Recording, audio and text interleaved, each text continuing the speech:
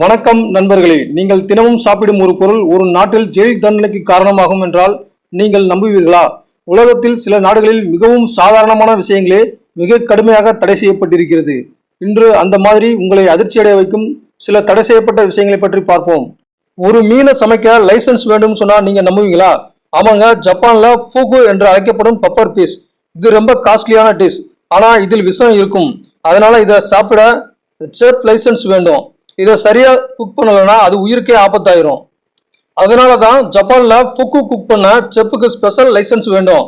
பல வருட ட்ரைனிங், கடினமான எக்ஸாம், பிராக்டிகல் டெஸ்ட் இதெல்லாம் பாஸ் ஆனாதான் செஃப் ஆக முடியும். லைசன்ஸ் இல்லாம இந்த ஃபிஷ் குக் பண்ணினா ஜெயில் பனிஷ்மெண்ட் கூட கிடைக்கும். அவ்வளவு ஸ்ட்ரிக்ட் ரூல்ஸ் அங்க. பப்பிள்கம் சிங்கப்பூரில் தடை. நம்ம எல்லாரும் சாப்பிடும் பப்பிள்கம் சிங்கப்பூர்ல தடை செய்யப்பட்டுள்ளது. ஏன் தெரியுமா?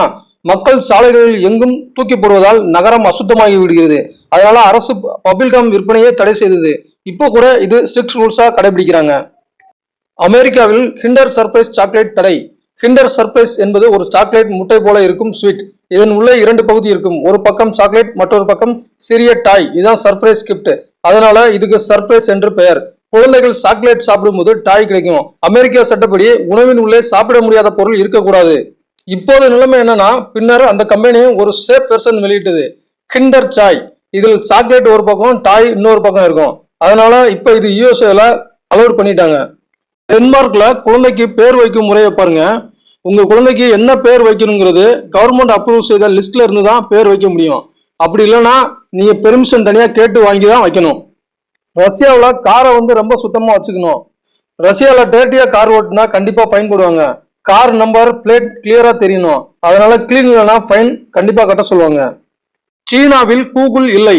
நம்ம எல்லாரும் தினமும் யூஸ் பண்ணும் கூகுள் ஒரு பெரிய நாட்டில் முழுக்க தடை செய்யப்பட்டுள்ளது என்றால் நீங்க நம்புவீங்களா? ஆம், உலகில் சக்தி வாய்ந்த நாடுகளில் ஒன்று சீனா. இன்று கூகுள் அந்த நாட்டில் பயன்படுத்த முடியாது, தடை செய்யப்பட்டுள்ளது. சீனால இன்டர்நெட் முழுக்க கவர்மெண்ட் கண்ட்ரோல தான் இருக்கு. இதை கிரேட் ஃபயர்வால் சொல்லுவாங்க. அதாவது மக்கள் என்ன பார்க்கணும் என்ன பார்க்க கூடாது என்பதை கவர்மெண்ட் தான் முடிவு பண்ணும். அதாவது சீன அரசு தான் அதை முடிவு பண்ணுவாங்க. கூகுள் ஒரு ஓபன் பிளாட்ஃபார்ம். அதாவது எந்த தகவலும் ஃபில்டர் இல்லாமல் காட்டும். ஆனா சைனா கவர்மெண்ட் சில சென்சிட்டிவ் தகவல்கள், நியூஸ், பொலிட்டிக்கல் இன்ஃபர்மேஷன் போன்ற விஷயங்கள் வெளியில போகக்கூடாதுன்னு நினைக்குது. அதனால கூகுள் ரூல்ஸுக்கு சைனா ஒத்துக்கொள்ளவில்லை. 2010 ஒரு பெரிய பிரச்சனை நடந்தது.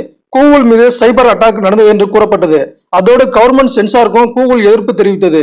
அதனால கூகுள் சைனாவில் இருந்து வெளியேறியது.